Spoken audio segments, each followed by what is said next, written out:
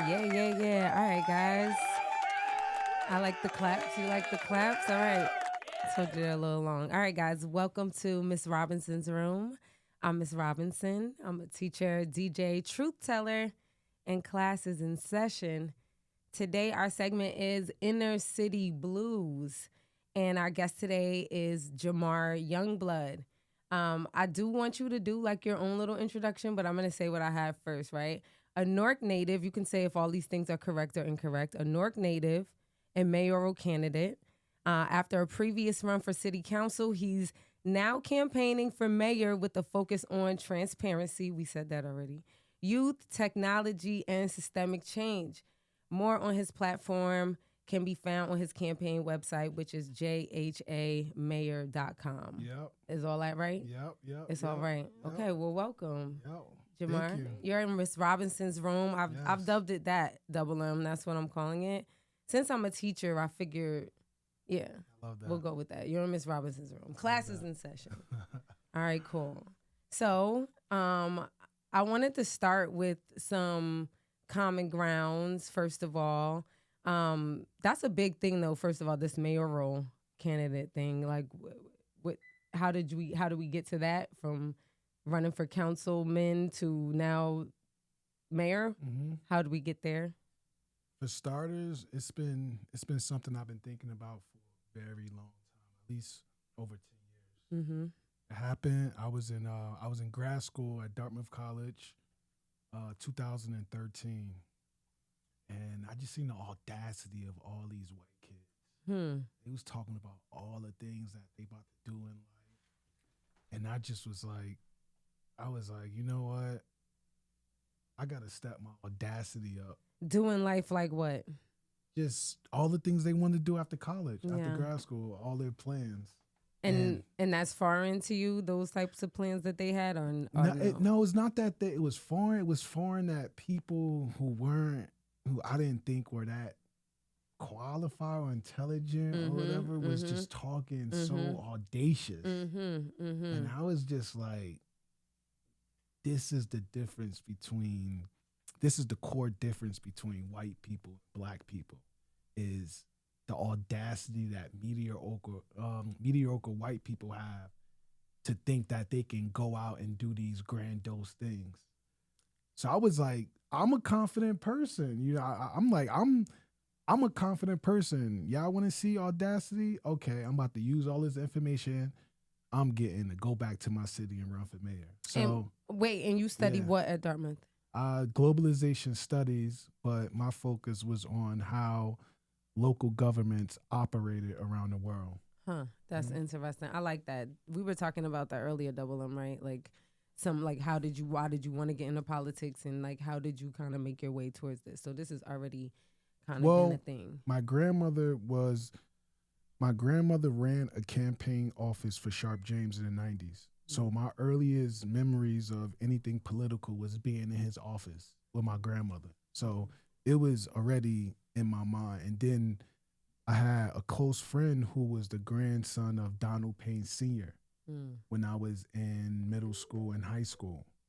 So I had someone that was like a friend and attached to the local government. So I had some context of what was going on. And I didn't like think too much of it at first. But later in years, when I decided to start thinking about this, all those old memories started to come back. And I'm Yeah. like, I see where the inspiration is coming from. Okay, cool. So where are you from in Newark?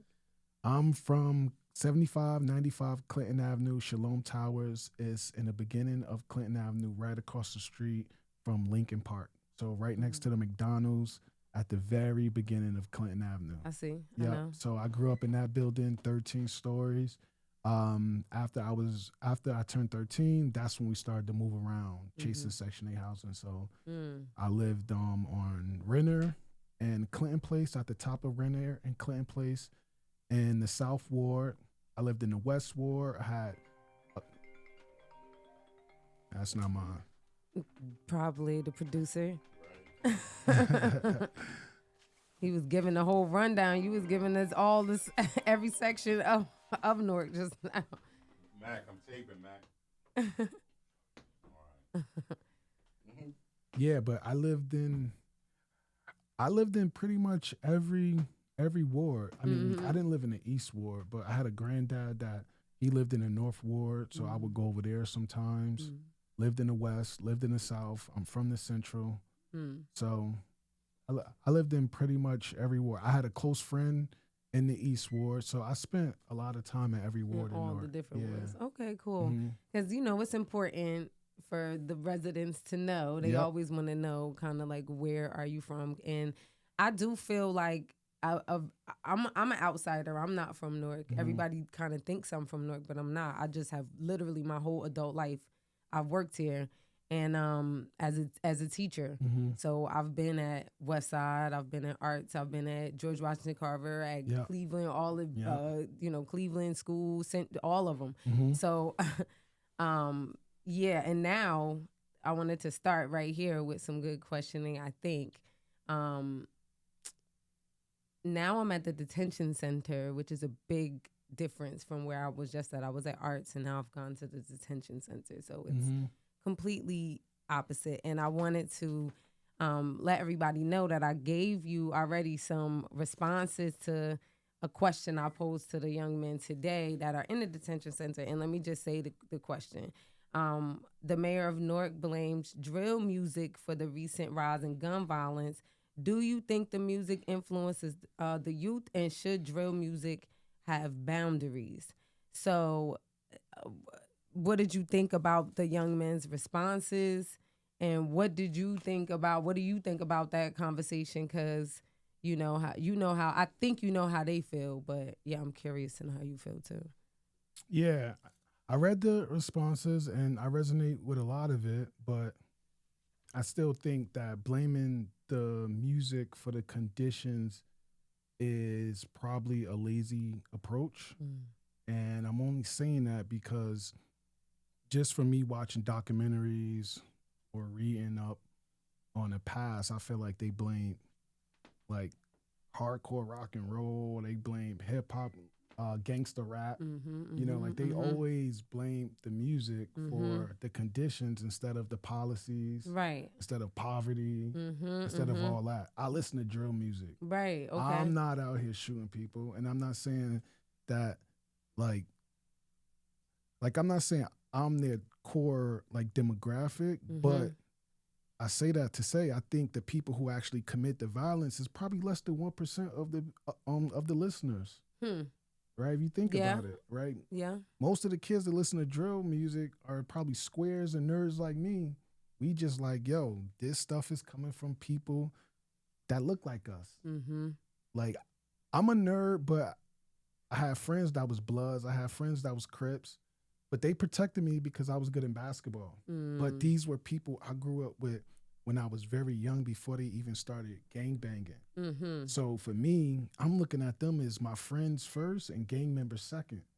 Yeah. So I'm glad you said that, because what do you think should happen before a young person even gets to this detention center like space? Because we do kind of look at it like, oh, we gonna do or change all this stuff for them now that they're already in these very serious situations. Some of them, like, what do we do before that?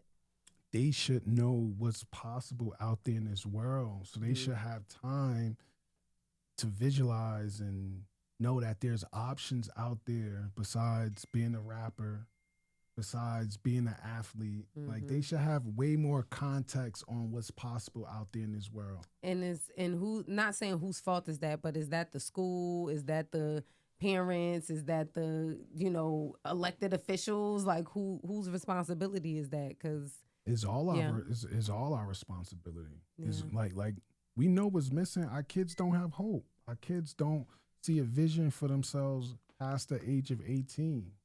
So if they don't have hope, or if they can't see themselves living by like past the age of 18, they gonna go all out before they, you know what I mean? Like they gonna go all out because they don't got nothing to live for past that age. But that's if literally what some boys said to me today. Like, I'm like, I've lived, and I'm like, you really feel like you've lived already? And they like, yo, I do mad. I've done all of this stuff, and based on the things that they have done and experienced. It's not that they've lived in a very different way. I will say that much. But there's so much more to the world that just, I'm really only there to try to like invoke some sort of thought or something with them. That's literally it because, you know, Yeah, yeah. but I'm like when I grew up, I've seen a lot of my friends die at a very young age. So even though I'm a nerd per se, it still was this idea like, oh, that could be me.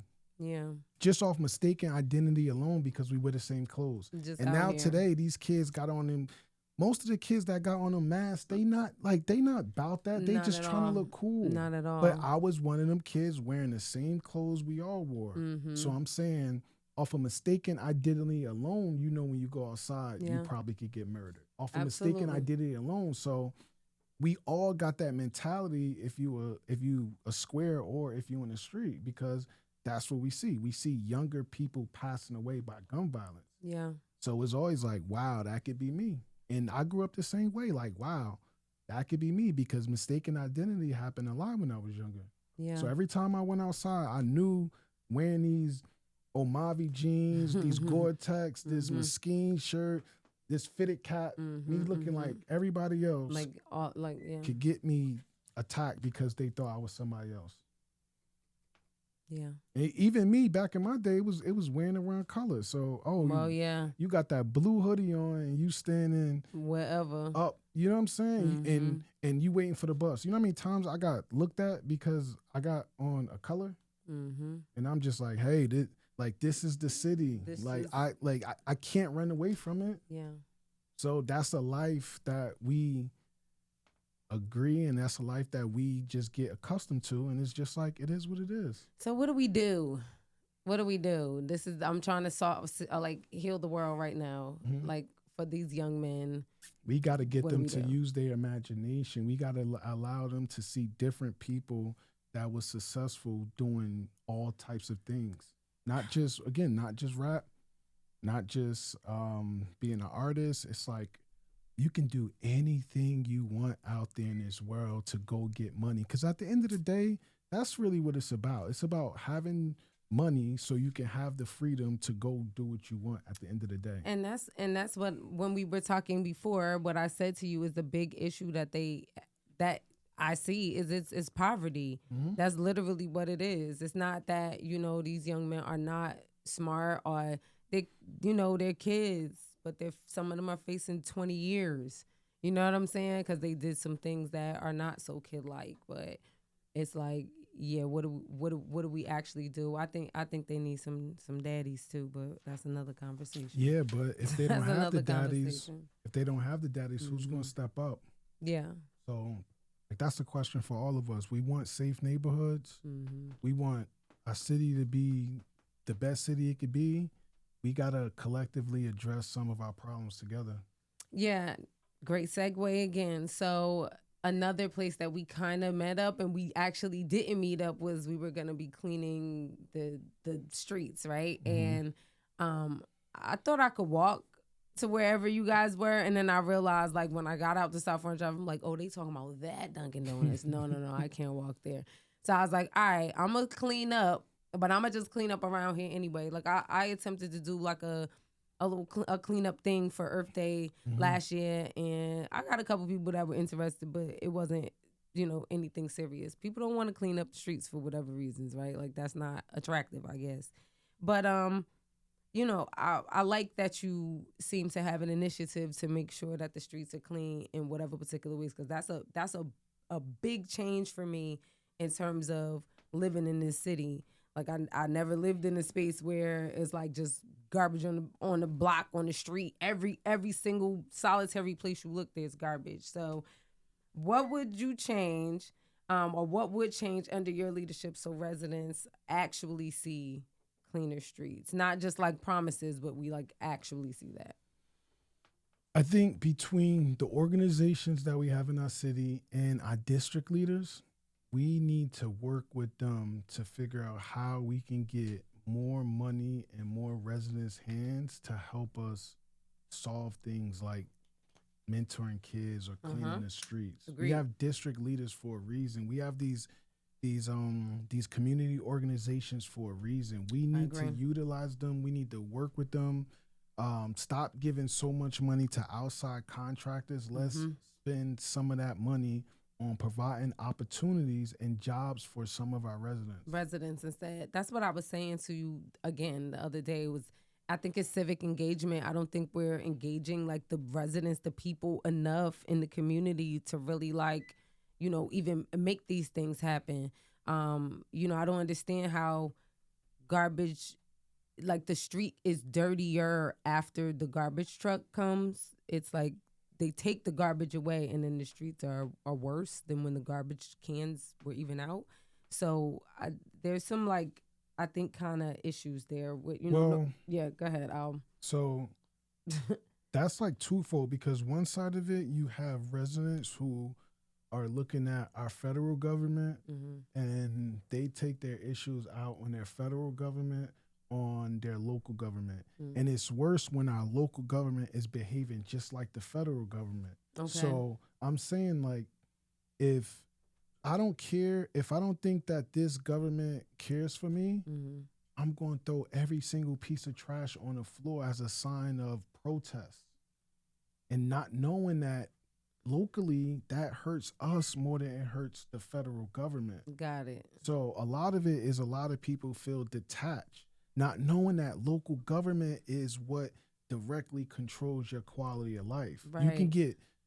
You can get some laws passed federally, you can get some money federally, but at the end of the day, your day-to-day quality of life, when trash gets picked up, how many programs in your city for the youth, all that stuff is going to come directly from your local government. Right. I don't think most people are aware that they associate their federal government with their local government. So what you think that means?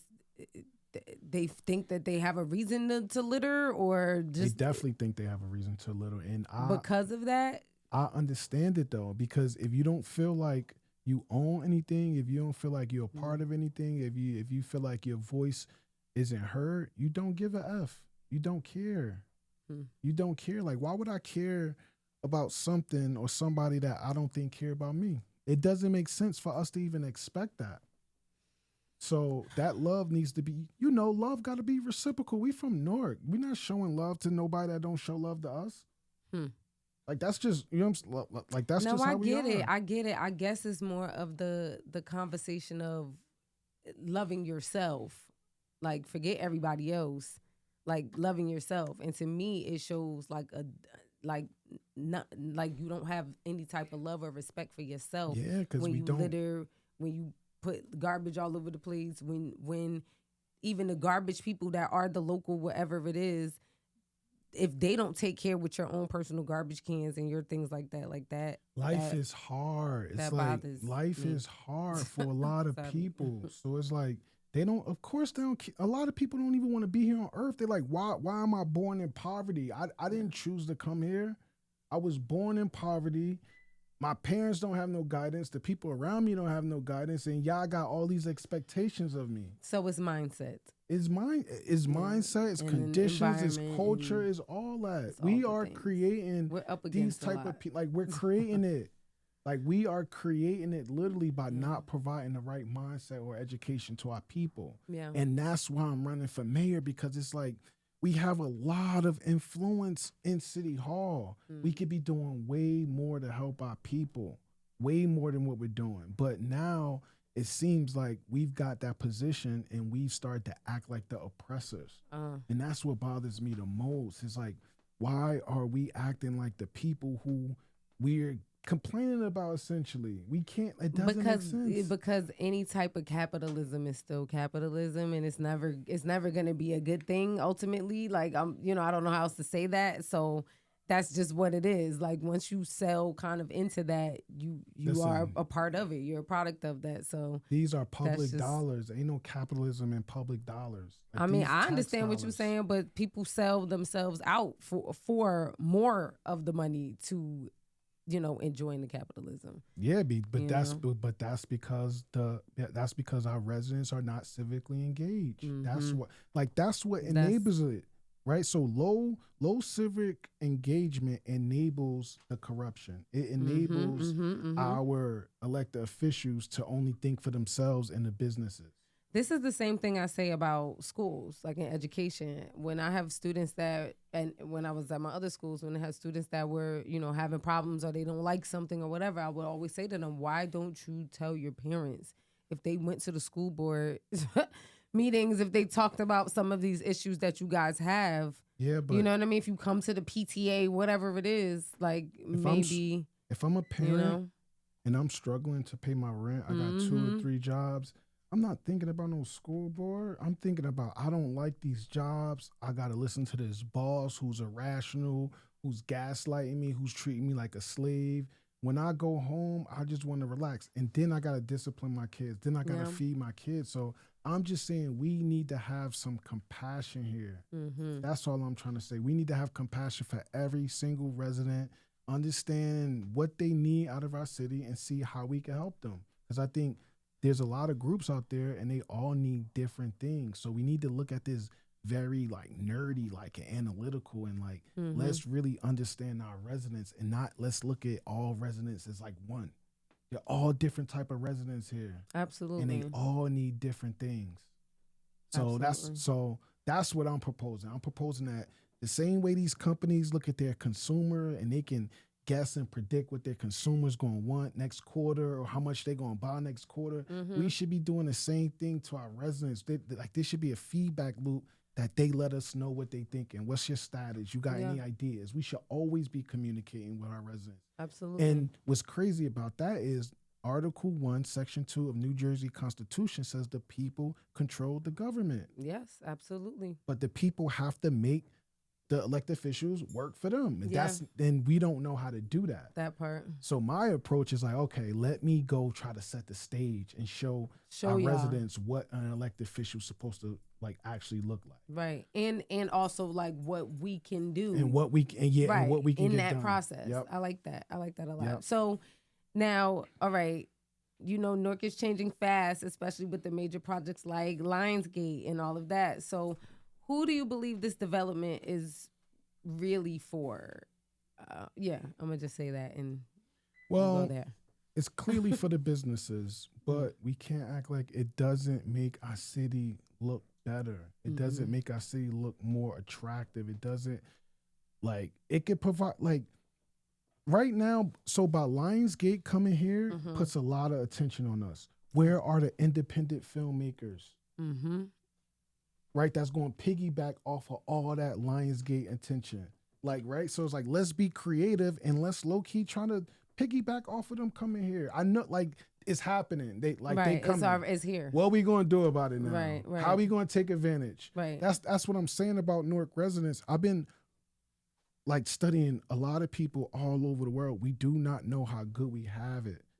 What we don't have. What we do have is better than a lot of cities out there. We have a lot.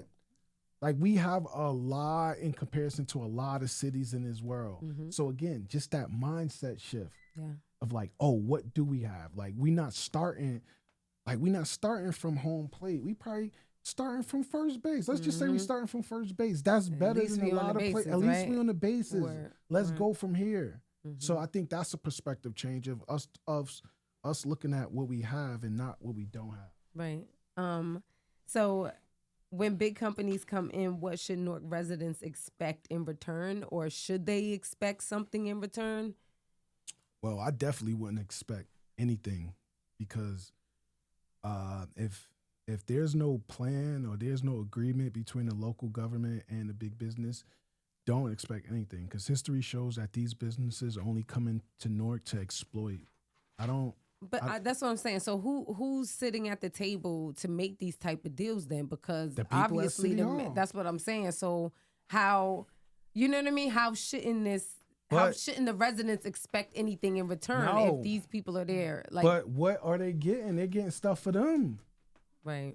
So no, I mean, I understand this. Listen, I want to make it plain. You know what I'm saying? Listen, when a big business come to this city, somebody is getting something. It's either the residents or the insiders. That and it's that simple. The residents or the insiders. And because we don't have open data laws, we don't have open transparency laws, Mm-hmm. Newark has been riddled with corruption, administration after administration. Mm-hmm. It's hard to track some of that money.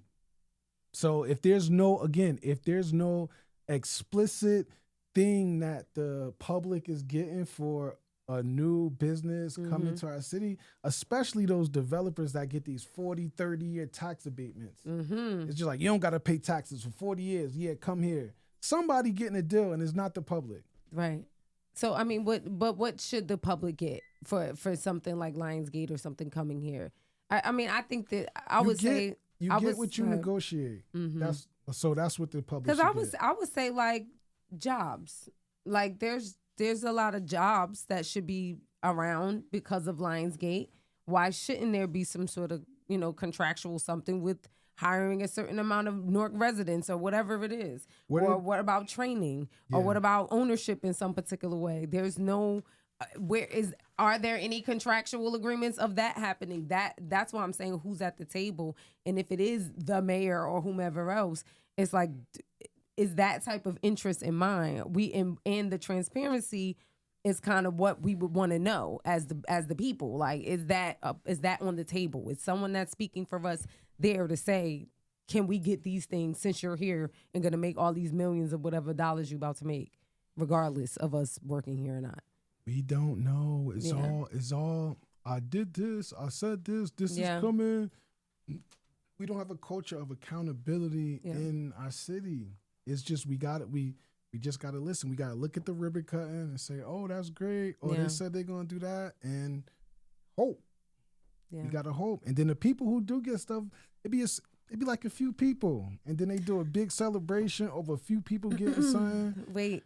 So these people think. Listen, they think we are not intelligent, like that. Like I'm that's the reality. I'm trying to fan him because he's on fire already. They think, but we know this stuff. I'm just saying stuff that we all know, and this is stuff that I'm not saying myself. I'm just listening to residents. Absolutely. So if 10 residents tell me something, I'm going to look into it, and I'm like, okay, I'm going to research it.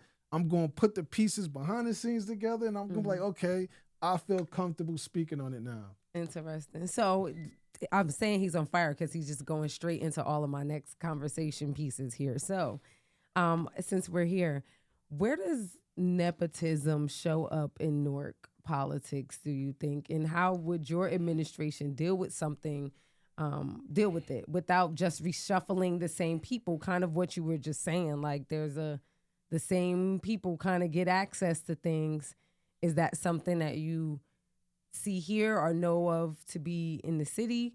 And also, like, if it is, will you just kind of move those people around? Or I think we need to be careful of just throwing like these terms around and thinking that it may apply to Newark. I'm saying that because let's just say like our current mayor, right? He has some brothers and some family members in City Hall. What if they were really the best Newarkers for the job?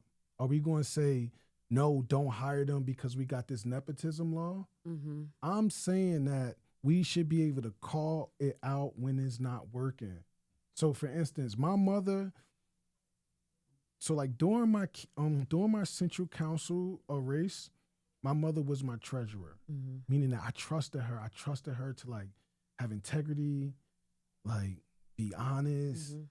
So it's just like if I'm going into City Hall and I need to be around people I know have integrity, that are honest, the city is saying, oh, don't ask your mother to come work with you because we have these, even though I feel like she's the best person that can do this job right now. So it's like, I think it's not about nepotism or any other of these terms. I think it's about us being comfortable calling stuff out when it's not working. Right. That's all I'm trying to say. That. No, I see what you're saying. So another question, in your opinion, because I feel like I can call out a few right off the top of my head, but in your opinion, what systems are so bureaucratic right now that they actively kind of block progress for everyday residents? And maybe what are your plans for that? Oh, thank you. Thank you for asking this question. Yeah. One thing right now is how the city looks at land. Landlords. Okay. So you got big landlords from big developers, then you got small landlords. I Mm-hmm. don't think the city is looking at them the same, because when you look at them as just one monolith, it's like that may put more pressure on the smaller landlords Absolutely. to pay these big fines that they may not can afford, Mm-hmm. Mm-hmm. right? So what's happening now is that the city is just raising property taxes, right? They Mm-hmm. raising property taxes, and those property owners not about to just not like pass that new tax onto like the residents. Right. Like no one is gonna be like, oh, my taxes went higher, so let me just pay this extra money. No, they're No. gonna pass that bill right to the residents. Absolutely. So that means that the residents gonna pay more for rent, more for water, more for all this, like more for all these things, just so these landlords can stay and profit, because that's their number one concern. Absolutely. The number one concern is not providing adequate, safe, clean housing. Mm-mm. It's to stay and profit. Mm-hmm. So our city hall should know this. Well. But they're just like, nah, we need more money. Raise the taxes. Yeah, I think they do know this is the key, but They don't care, I guess. I guess. So that's just one of many things. Is just how we are not creating custom laws for our unique custom solutions. Yes. It's like, stop just looking at, like, basically stop being lazy. Like, let's do some more research and do some more work so we can better the quality of life for everybody. Okay. If elected, what's one relationship or practice you're prepared to say no to, even if it costs you, politically? Well, I already said no to accepting money from any businesses who expect city contracts, because right now that's what's happening. There used to be a law where if you were a business and you wanted a city contract, the most you could pay to a candidate in a campaign was $300. They appealed that, and now they want to follow the state rules. So the most you could pay now is $5,500. So that's one thing that's one thing that's on my mind, because I don't want to ruin the trust that I have with the residents, where they thinking that I'm choosing businesses or business interests over their interests. There has to be a balance that we have to figure out, because you want the businesses to be happy, yes, but you also have to understand that businesses, you will not make as much money if our residents aren't happy. Yeah. So once the businesses know that, I think we have better negotiation leverage. But then the residents got to get involved. So if I'm going to go after the businesses and stand up for the residents, y'all better be at City Hall. Y'all better be calling. Y'all better be voting. How do you plan on getting this engagement? Because I feel like that's one of the biggest obstacles in the city in general, is just like people not coming out to do any kind of voting, really. I think me being myself, and I'm someone that I think I'm funny. I think I'm silly. I think I'm entertaining at times. I think I have information.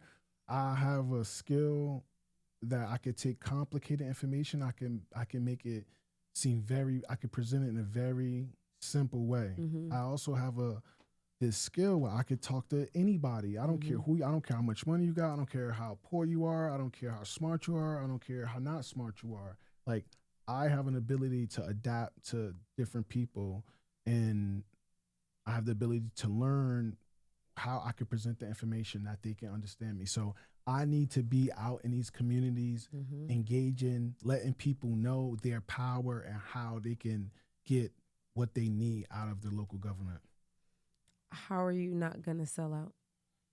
Because not like that, but you know what I mean? Like, if it happens, right? If you become the mayor, there's gonna be a lot of different things being thrown your way. How are you going to keep this integrity that you have right now? Because I feel like this is what everybody wants in any kind of politician, is like, Yeah, but no one's also saying that the foundation is transparency and allowing residents to know their power. So I think that combination, because again, I'm no one's leader. I'm no one's savior. Yeah. Like, I'm just someone that is being selected to manage and grow a city. That's it. Like we have taxpayers and they elect me to do a specific job. I am an Mm-hmm. employee of the people. The Mm-hmm. people are my boss. The people need to learn how to hold me accountable. So that's foundational. And I'm Right. saying if I even think about doing something crazy, hopefully we have a transparent system with people like, oh no, you thought about doing that. Don't do it. So that's how I could be like just kept in check by Yeah. people knowing how to do it. And that's what I plan to do. Like, hey, here's what you do. You like want to empower the people. Empower I the feel people. like it. But I feel have a like that's what you're strategy to saying. do it too. It's not Yeah. just like a phrase. Yeah, and So you're doing that through technology in some specific way, or I feel like we have a bunch of like apps. We could just kind of make sure that the city is managed on a bunch of apps. that's one thing. Because at the Yeah, end of the day, only thing it is information. We yeah, need information from the residents. So no matter how we get it, we can get it through an app. We can get it by you calling. Sometimes yeah, we need 200 people in City Hall because they want to pass this law. So we need to show that we aren't for it. Sometimes right, it's that. right. But it's going to be a combination of things that we can do as a city to make sure that information loop is flowing properly. Okay. Because again, that's all it is. If we have the information, we can then fix it.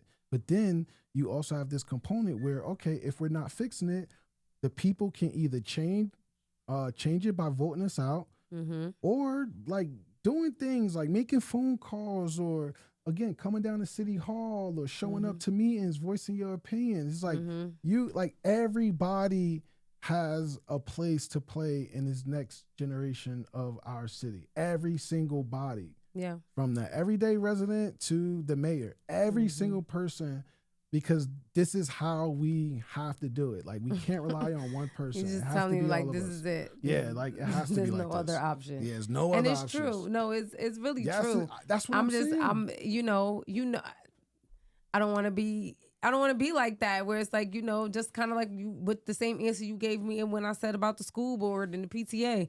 It's kind of like people working jobs. They don't got time for stuff like that. So So I'm what just can we do to get them that information? Because yeah. they're working, right? So it's like us understanding what are the conditions of our people, Yeah. and saying, okay, we want to help them create the best city that they could possibly create. Mm-hmm. We gotta meet them where they at. We have to call people out, be honest, and also meet people where they are. What would success look like after your first year in office? And how would Newark residents know it's real? My success would look like a bunch of contracts that usually would go outside of the city, Mm-hmm. coming back into the city, into our residents' hands, Mm. and keeping our money circulating in our city as much as possible. Mm-hmm. That's what success looks like. And that is possible because the mayor has the executive authority to make a lot of these decisions. So I'm telling y'all from day one, Mm-hmm. I'm saying, okay, that $200,000 that Invest Newark want to give to an outside firm to tell us what signs we should create, Oh, yeah. only to tell us, by the way, say, hey, this is what y'all should do. Right. No, that money is staying in our city and it's going to some students, it's going to some artists, it's going to some people who want to come volunteer. We're going to throw a party, whatever we're going to do with that money to get this task done, we're going to get it done, but it's going to be done in Newark. And why not give those contracts to the businesses in Newark, right? Instead. That makes more sense. All right. I'm here for it. Thank you, Jhamar. Yep. I appreciate it. Yep. Yep. Do you have anything to say before we go? Do you want Listen, to tell people how to follow you? Do all Listen, of Newark. Like we get a chance in May to come together and try something new. That's all I'm saying. I don't want any smoke with anyone, any administrations. I'm just trying to say I'm from Newark. And I realized that 92% of registered voters last election either didn't vote for the current mayor or didn't vote at all. So he only won with getting 8% of total voters. That's 14,000 out of 165,000 registered voters. So there are a lot of you out there who just haven't been involved. I'm just saying that by simply voting and getting involved and doing your part, we have a chance to move Newark in a new direction. And I think Newark has the foundation to be one of the most coolest cities in the world because of all the infrastructure that we have. And we have resources. We have a $1.5 billion school budget, a school board budget this year, and the municipal budget was around $1 billion. So we have some money to try to get us out of poverty, to run some experiments, to provide more opportunities to our youth, to protect our seniors.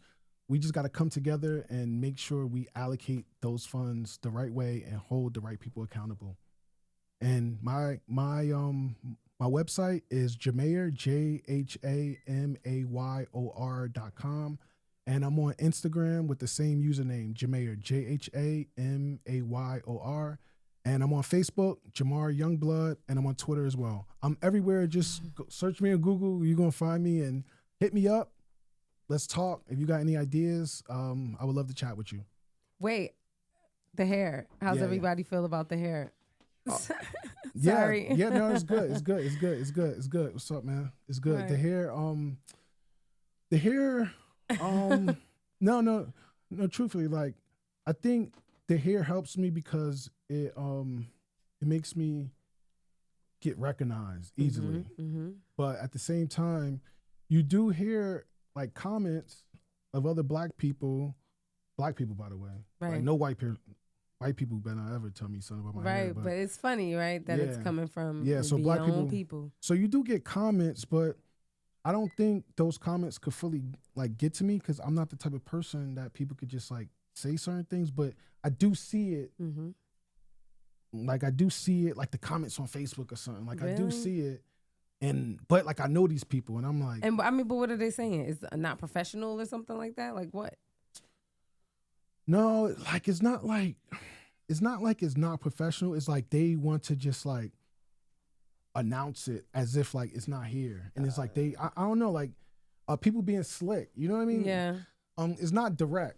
It's more like it's more passive aggressive. Yeah, like, but it's not even passive aggressive. It's more like colonialism vibes. Where it's just like, oh, that's not how things supposed to be. You know what I mean? Like it's not my ideas. Right. You can't attack my ideas. It's You can't attack like my background. So it's like I gotta say something. It's stuff like that. But again, man, if you talking about me, I think that's good at this stage because this is a grassroots independent campaign, not funded by no big businesses or anything. So if you talking about me, you are helping us push our city forward. And either way, I don't care how you talk about me. All press is good press. All press is good press. I'll take that. Yep. All right. Very nice. This was fun. You. This was fun. I love this. Yeah, I appreciate you. Yep. All right, y'all. Come back next time. Miss Robinson's Rooms. I'm Miss Robinson. Remember, truth is what we're always after, for real. All right, guys. All right. Peace. Thanks. Yo, peace. I didn't press it. We'll get there. That was fun. It was fun.